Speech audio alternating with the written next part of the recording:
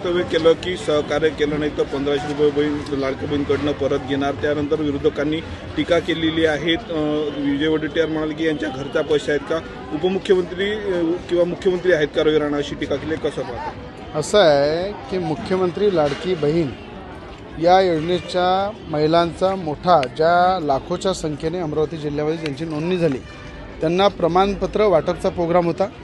अत्यंत खेडीमेडीच्या वातावरणामध्ये एक बहीण भावाचं जे नातं असते त्या नात्यामध्ये गमतीनं, आणि सगळ्या महिला हसत होत्या, एक गमतीनं हे वक्तव्य केलं। आणि बहीण भावाचे नातं जे असते हे गमतीचं असलं पाहिजे, आपुलकीचं असलं पाहिजे, प्रेमाचं असलं पाहिजे। आणि त्या नात्यामध्ये मी गमतीनं बोलून त्याचा जो विरोधक भाऊ करताय, मला असं वाटते त्यांच्या पायाखालची वाळू घसरलेली आहे। लाखो करोडो महिलांनी मुख्यमंत्री लाडकी बहीण या योजनेचा लाभ त्यांना मिळणार आहे। 17 तारखेला प्रत्येक बहिणीच्या खात्यात 3000 रुपये मुख्यमंत्री उपमुख्यमंत्री सरकारच्या माध्यमातून टाकणार आहे। आणि मला या सगळ्या गोष्टी जेव्हा दिसत आहे की हजारो लाखोच्या संख्येमध्ये एक पहिला मेळावा रवी राणा यांनी आज मी घेतला युवासेना पार्टीच्या वतीने, सगळ्या लाभार्थ्यांना इथे बोलवलं। त्या ठिकाणी त्यांचं जेवण होतं, हसी खेळीच्या वातावरणामध्ये आम्ही गंमत केली, महिलांनी काही प्रश्न विचारले, मी सुद्धा विचारले। तर अशा वक्तव्याचं विरोधकांनी कुठल्या प्रकारचं बहु करू नये, कारण की आज येणाऱ्या काळामध्ये मी हे पण बोललो की सरकार आल्यानंतर मुख्यमंत्री उपमुख्यमंत्र्यांनी सरकारने 1500चे 3000 करावे हे सुद्धा मागणी केली। आशा वर्कर मदतनीसचा पगार वाढवा ही सुद्धा मागणी केली। तर मला असं वाटते की विरोधकांनी काही चांगल्या गोष्टी शिकलं पाहिजे। कुठली तरी एखादी गोष्टी बहीण भावाच्या नात्यामधली पकडून त्याच्यावरही विरोधक आपला राजकीय पोळी शेकत आहे, हे योग्य नाही आहे। हा हसी मजाकचा एक भावाचा बहिणीचा एक नातं जे असते त्यावर मी बोललेलं आहे।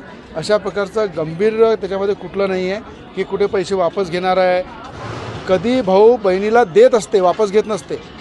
पण एवढं तरी विरोधकांना लक्षात आलं पाहिजे की भाऊ नेहमी बहिणीला देत आलेला आहे आणि देत राहणार आहे। असं आहे की आमच्या जिल्ह्यातल्या एकाही महिलेनं बोलावं की या मेळाव्यामध्ये कुठे असं वक्तव्य गंभीरतेनं बोललो, हसी मजाकच्या खेळामध्ये भावा बहिणीच्या नात्यामध्ये हे वक्तव्य खऱ्या अर्थानं बोललेलं आहे।